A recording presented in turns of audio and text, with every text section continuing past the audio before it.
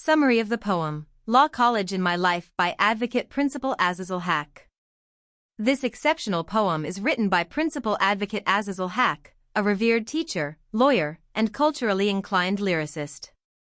Through deeply emotional and heartfelt language, he reminisces about his personal journey centered around Shahid Aminuddin Law College. This autobiographical poetic journey captures the essence of his early student life, the affection of teachers, the camaraderie with fellow students, and his gradual transformation into a beloved teacher.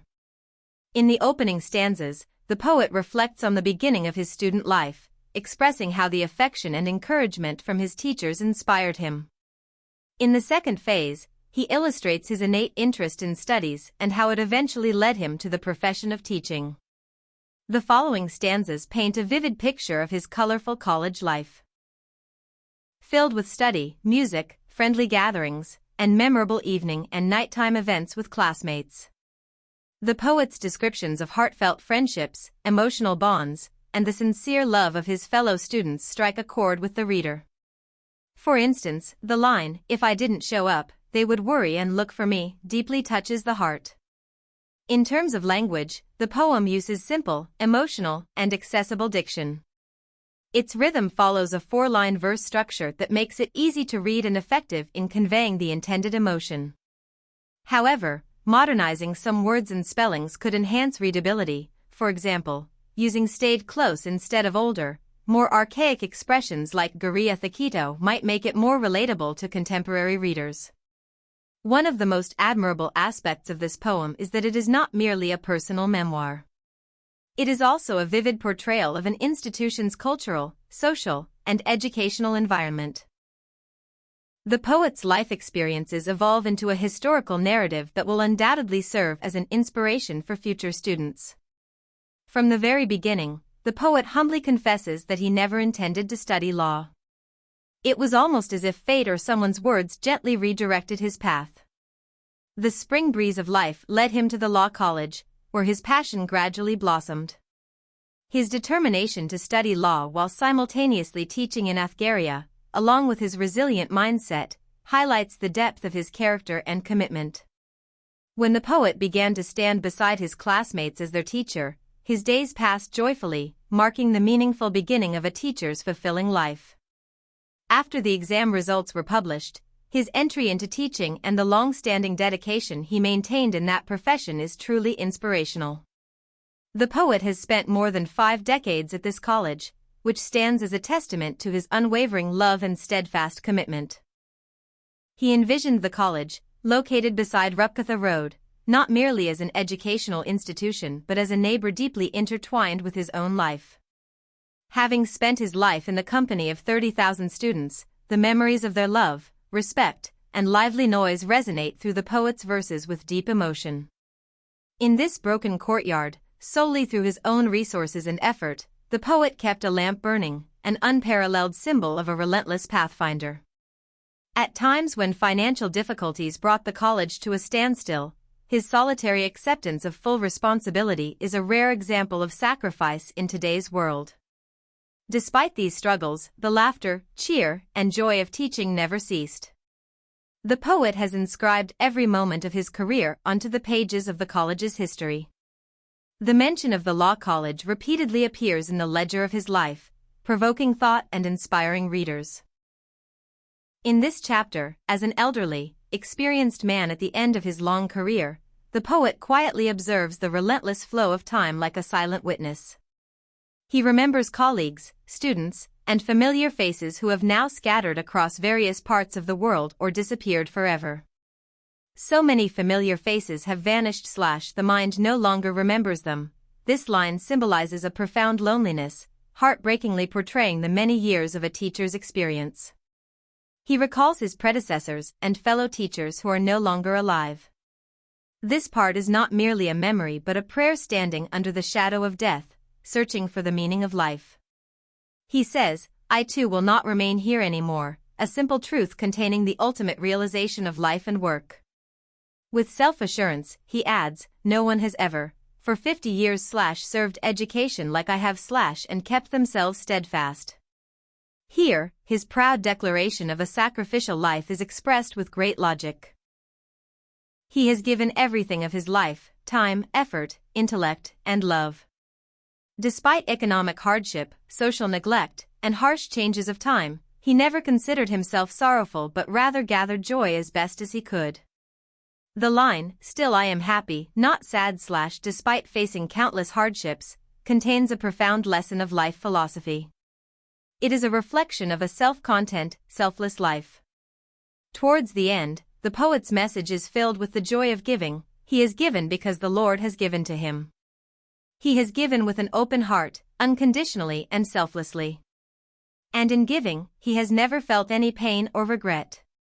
In this section, the poet confesses from the depths of his heart that the law college has been the source of his happiness in life. The lines, "How much I love the college, no one really knows," carry both the poet's inner tears and gratitude together. Here, the college is not merely an institution but an emotional consciousness deeply connected with the soul of a dedicated human seeker. He clearly states that everything in his life was shaped within this college, coming as a student, becoming a teacher, serving as principal, conducting research, and spreading light among countless students, all happened here. Especially notable is the metaphor. "For 30 years I have been principal like a river flowing on." This metaphor beautifully compares the poet's relentless effort and wisdom to the continuous flow of a river, which is profoundly meaningful. The poet's deeply emotional and humane relationship with his students comes forth vividly in this section. "Many I held close to my heart, loved them in joy, gave courage, offered solace, to countless troubled souls." The mental role of a teacher is not limited to just delivering lessons. Rather, he becomes a guardian, a friend, and a guide. This truth the poet has demonstrated through his life. He recalls picnics, laughter in classrooms, and the lively uproar, portraying all as priceless living memories. Through this, the poet speaks not only about the institution but also about a warm, familial atmosphere that is increasingly rare in today's times. Finally, the poet views his life as victorious. "By serving, my life has ultimately become triumphant." These lines teach us that a human life does not stand on mere results or achievements, but true victory is built upon sacrifice, love, and unceasing service.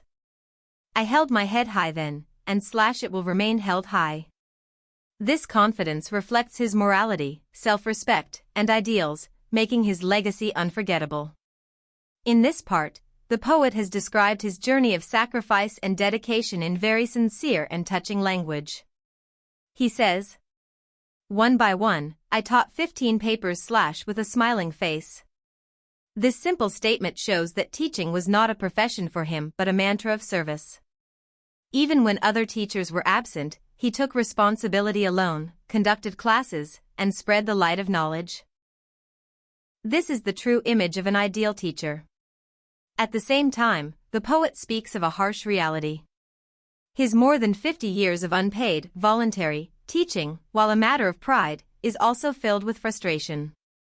The complaint, "Allowances remain unpaid, teachers stop coming day after day," is not just his grievance but a reflection of the dire state of the education system. Yet, he continued teaching, lighting candles when there was no electricity, an immortal example of his perseverance and love for the profession. The poet expresses his deep pain clearly. "No one thought of me the one who made the journey. And those who promised they wouldn't forget, yet forgot after all." This description of society's lack of commitment and shattered trust carries the sorrow of losing close ones for a dedicated teacher worker. Still, he holds on to hope instead of blame, saying, "Yet hope should never be abandoned in this country's courtyard." This section also shows that the poet was not only a teacher but a poet, songwriter, and literary creator. Here, he composed hundreds of rhymes and poems. Moreover, he gave not only knowledge but also love to hundreds of students. Many who have left this field have become ministers, judges, barristers, MPs. These silent acknowledgements testify to his contributions. At the end, by recalling hundreds of picnics, joyful moments, and outings, the poet respectfully reminisces about his life of responsible joy. The confession. Caught in the web of affection / I held on to myself, symbolizes the ultimate form of noble sacrifice. In this chapter, the poet reveals himself as an experienced, mature, but humble individual. I only smiled while sitting in the web of affection / lighting the lamp of hope. These two lines show that the dream he once wove around teaching has now transformed into a deeply personal spiritual practice. He desires nothing more than to continue teaching with joy and laughter. His life has blended with every brick and grain of sand of the college, even though crushed by the wheel of time, he takes pride in it and feels no sorrow. In this sacrifice, the poet has found happiness. His pride is his former students, who now walk the corridors of courts, some reaching great heights, others failing, that diversity is the true shape of life. The poet sees himself neither above nor below anyone but as a silent traveler standing in the middle. This life of mine, this world of mine / built by my own hands. This declaration is not only personal but a life philosophy uttered in the voice of a confident creator. The poet's greatest wealth is his students, and his writings have made him a traveler of eternity, a remarkable realization that only a true teacher and literary figure can express. Most remarkably, the poet has not lost hope. I have found joy in teaching / so I keep teaching. This sentence is the purest form of love for education.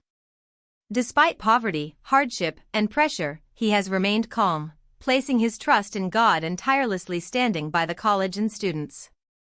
In this section, the poet places the power of education and knowledge above all else, considering it the greatest force in the world. He observes that with time, students' interest and attention towards knowledge are declining, yet he remains unwearied. Even in darkness, he lights the lamp of hope and continues teaching. He beautifully portrays the deeply humane side of a teacher, someone who feels the pain of a discouraged student's tears, offers encouragement, and provides refuge from the heart. Here, he is not just a teacher but a guardian, a human shelter. His greatest achievement is the grateful admiration of students full of devotion and love, a timeless treasure for any teacher. Finally, the poet leaves instructive messages for future generations. There is no alternative to becoming wise and skilled without studying. A message very relevant for today's youth. He ends with calls for honesty, welfare of humanity, and morality, urging future students to develop not only professionally but also ethically and humanely.